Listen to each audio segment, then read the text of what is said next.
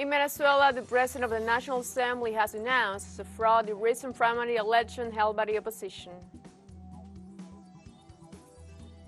Palestinian President Mahmoud Abbas told French President Emmanuel Macron on Tuesday that the international community must halt Israel aggression as it battles Hamas in the Gaza Strip. A Mauritanian prosecutor requested on Tuesday a 20-year prison sentence for former President Mohamed Ould Abdel Aziz. Hello, welcome to From the South. I'm Ana Rosabal from the teleSUR studios in Havana, Cuba. We begin with the news. On Tuesday, the President of the National Assembly of Venezuela described a fraud the last primary election held by the opposition. During a press conference, Jorge Rodriguez called the result of the opposition primaries a gigantic fraud, after several irregularities violate the Venezuelan constitution and the lack of verifiability of the results. In dissent, Rodriguez mentioned that it is also a theft of will because there is no way to prove the figures reported. The President of the National Assembly also mentioned that those who orchestrated these elections are also part of those who in 2019 imposed an interim president in the country.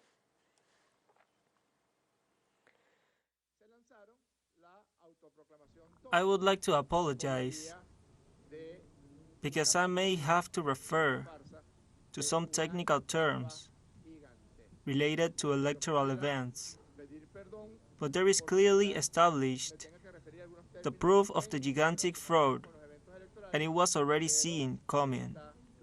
Now it is explained why the self-styled National Commission of Primaries did not accept the contest of the National Electoral Council to carry out this event. In turn, the President of the National Assembly pointed out that during the opposition primaries, they committed a crime by inflating the number of voters.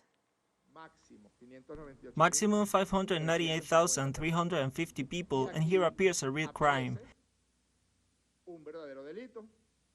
A crime because they are inflating the number by more than 2 million people, that is to say that they are usurping the identity of 2 million Venezuelans. That is to say that they are usurping the will of 2 million Venezuelans. I can ask you here, I will not do it, of course. If someone went to vote, and I am sure the vast majority will tell me no, I did not go to vote. The technical advisor for the primaries, Nelson Rampersad, described as surprising from a statistical point of view the level of participation reported by the National Primaries Commission in its last communique of the internal election of the opposition held last Sunday. According to the latest election report given by the Primary Commission, as of yesterday, 3,331 voting tables had been counted. That was about 65% of the tables that work on Sunday, the 21st.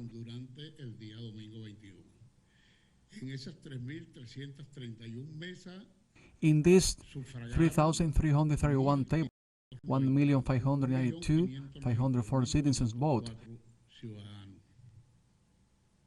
counting and averaging per table approximately 478 people vote in each table.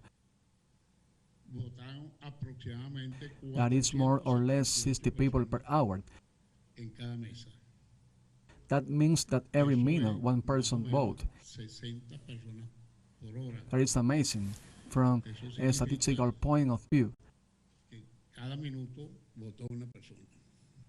I'm not talking about fraud as others have said, but from the statistical point of view,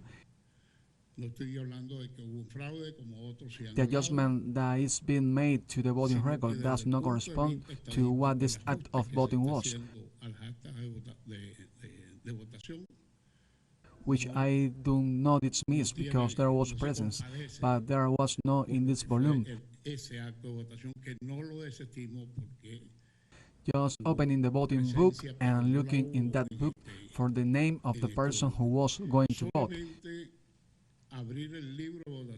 could take more than a minute. And when I say on average, I'm saying that it is possible that it's not known yet. because they have not published the minutes that it's possible where 100 people vote.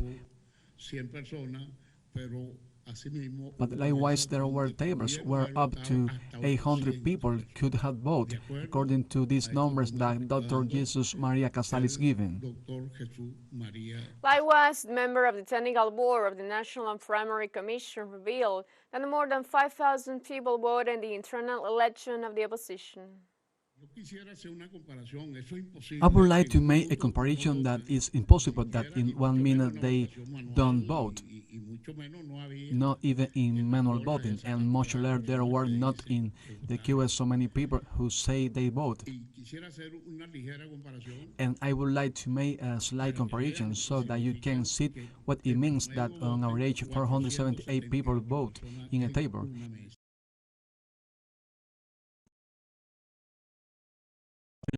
Which you may remember, it was one of the most polarized and with the highest turnout. In fact, 76% of the electorate participated. I took the time to check, and I brought you here a sample from a school called Jesus Maria Alfaro Zamora in El Cafetal, one of the largest and most participated voting centers in the country. There, Enrique Capriles Radonsky got 391 votes and Hugo Chavez got 30 votes in one table, in table number 2. So they participated in the most tense voting, in the election with the highest participation in the country, with all the technology that the voting machines represented, with the extension given by the late Tibisay Lucena, only 420 people vote. And here they are telling us with the precariousness that we have, with the difficulties that the government itself put into this process, where the people did not even know where they were going to vote,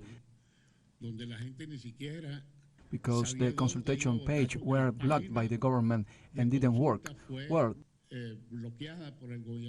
they are telling us that 478 people vote. This is a lie, and we have to say it responsibly. Mexico celebrates its 20th anniversary of its milestone and swore to eradicate the causes of poverty and promote a transformation that puts people on the planet at the center of its efforts.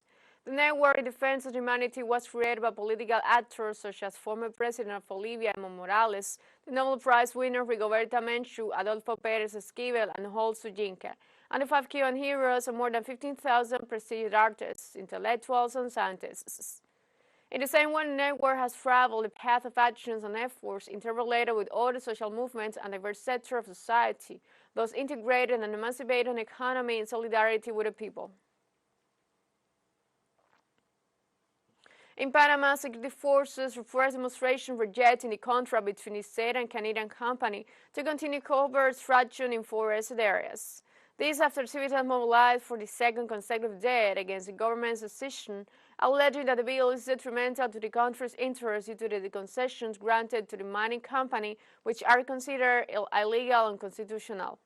Unions called assembly throughout the country to reject the approval of the contract, which is valid for 20 years and had to attempt to extend it, while several industries in the country were paralyzed to attend the protests. Meanwhile, in the current day, national police officers launched gases against citizens mobilized in the capital, Panama City. Let's take a short break, but remember you can join us on TikTok at teleSUR English. We'll find news in different formats, dates, some more. Other studies coming up, stay with us.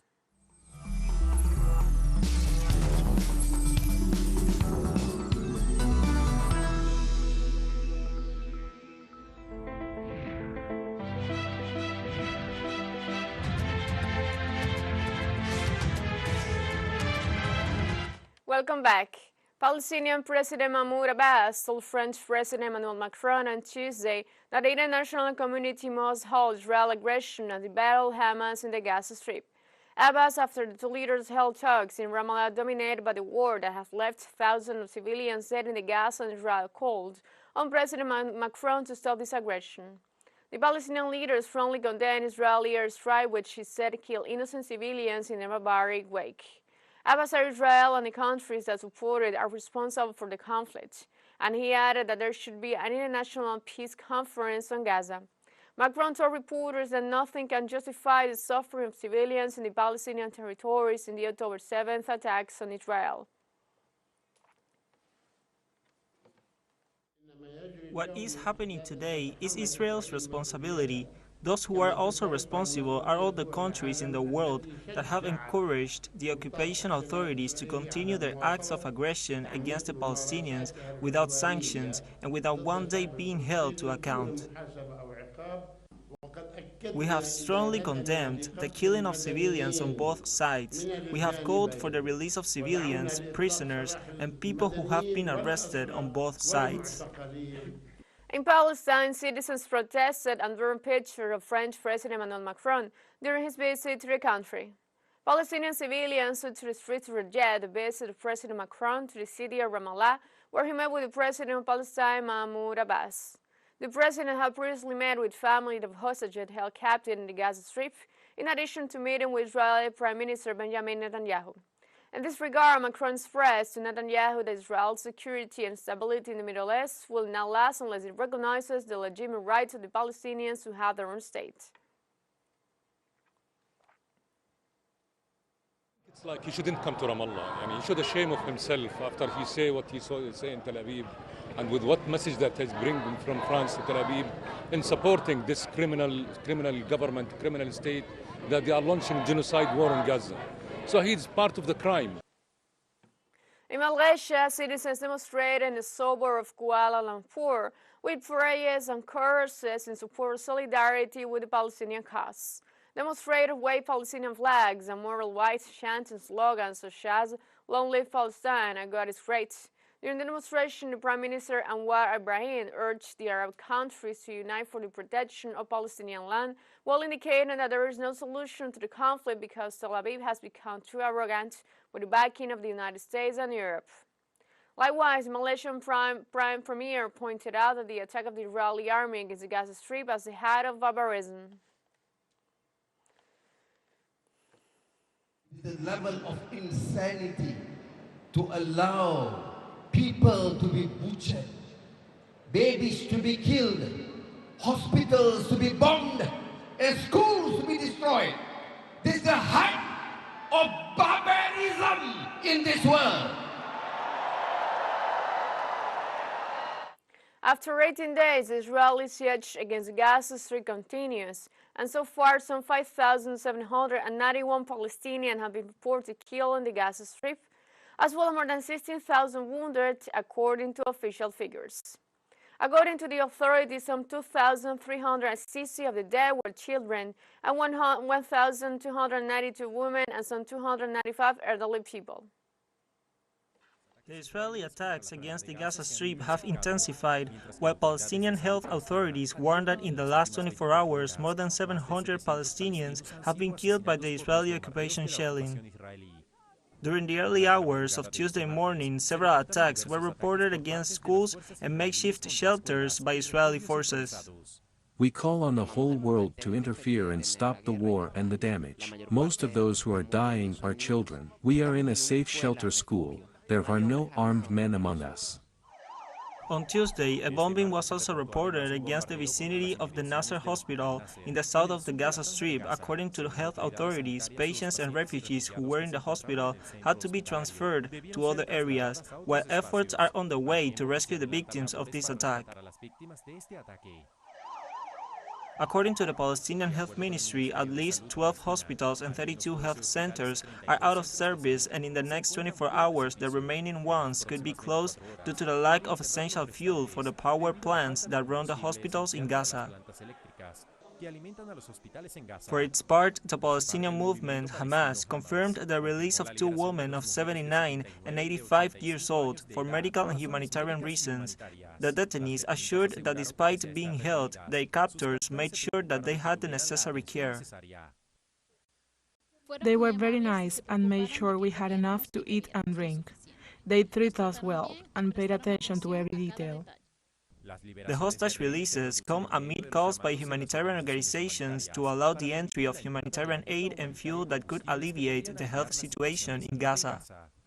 We have a second show break coming up, but before we invite you to visit our YouTube channel and teleSUR English, that you'll be able to rewatch our interviews, sub-stories, special broadcastings, and more.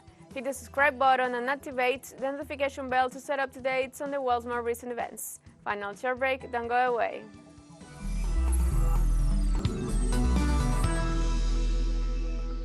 Welcome back.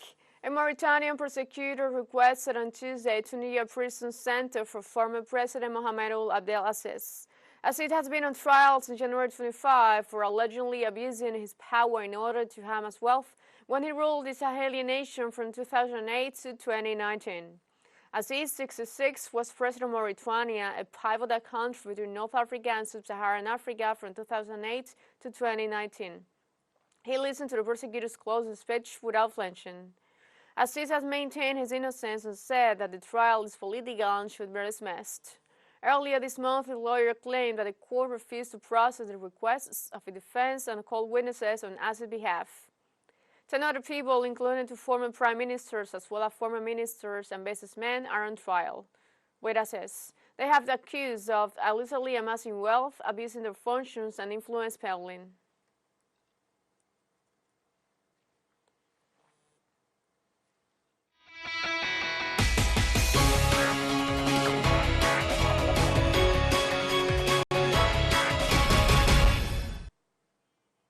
The chairman of South Africa's Independent Electoral Commission, Masoro Moyepe, announced the formal launch of the 2024 national and provincial electoral campaign. The launch will focus on final registration, deadlines, and requirements prior to elections.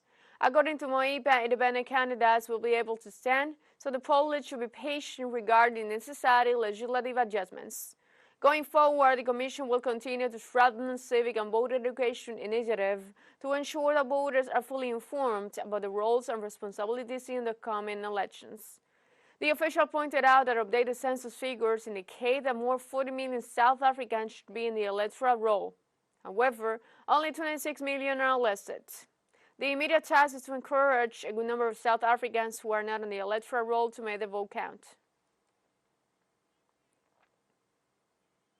A group of miners from unregistered rival union are holding hundreds of their colleagues on the ground for a second day at a gold mine in South Africa over a union dispute, police and mine officials said Tuesday. Some 50 miners have been injured in scuffles, the head of the mine said. Details were sketchy and there were conflicting statements over what happened, with the unregistered union asserting it represents the majority of employees at the mine and it wants to be formally recognized. It said the workers on the ground were staging a protest and there was no hostage situation. According to Joint Records, CEO of New Clairefontaine Gold Mine Company, which managed the mine, the incident erupted early Monday when miners from the AMCU union prevented hundreds of others from leaving after the night shift and at the Motor East Mine in Springs, east of Johannesburg. In eastern Bangladesh, rescue and recovery operations continued after a passenger train collided with a cargo train in Baharab City. Police and officials reported at least 17 killed and more than 100 others wounded after the 2 trains collided. Sadiqur Rahman, a government administrator in Baharab, said the death toll was expected to rise, with rescue reporting they could see bodies crushed and trapped under overturned coaches. The collision happened at 3:30 p.m. local time. Railway services were suspended throughout the region following the accident. It was not immediately clear that caused the crash. The president of China, Xi Jinping, has signed on Tuesday a decree to dismiss Li Changfu as a state councillor and minister of defense, a position he has held since March this year, local media report. For the moment, the reasons for the dismissal of Li, whose last appearance dates back to late August, during the 3rd China-Africa Peace and Security Forum held in Beijing, are unknown. The decree signed by Xi also includes the dismissal of former Foreign Minister Qin Gang as State Councillor, Wang Xigan as Minister of Science and Technology, who will be replaced by He Jun, and Liu Kun as Minister of Finance, whose position will be taken over by Lan Fohan. In the United Kingdom, a group of archaeologists unearthed a Jewish tomb some 5,000 years old during excavation in the Orkney Islands, an archipelago located in North Scotland, discovering 14 articulated skeletons of women, men, and children, including 2 that were positioned as if they were hugging each other. The Guardian reports that the excavation was led by Hugo Anderson Weimark, head of Neolithic Prehistoric Conservation at National Museum, Scotland, and Professor Vicky Cummins, Professor of Neolithic Archaeology at Cardiff University. In addition, local volunteers were involved, who also helped find pottery, stone tools, and a pin carved from the bone. The experts described the structure, which dates to around 3000 before Christ, as an Neolithic feat of engineering. The tomb measures more than 15 meters in diameter and contains a stone construction set through a long passageway of about 7 meters. And we have come to the end of this brief, but before we say goodbye, we want to thank our Caribbean audience, especially the audience of Trinidad and Tobago. We are pleased to share our newscast and contribute to provide an alternative news source of the latest world events and tell you the story of the people of the South and break the hegemonic media dominance. You can find these and many other stories on our website at telesurenglish.net. And join us on social medias, Facebook, X, Instagram, Telegram, and TikTok. For Telesur English, I'm Ana Rosal. Thank you for watching.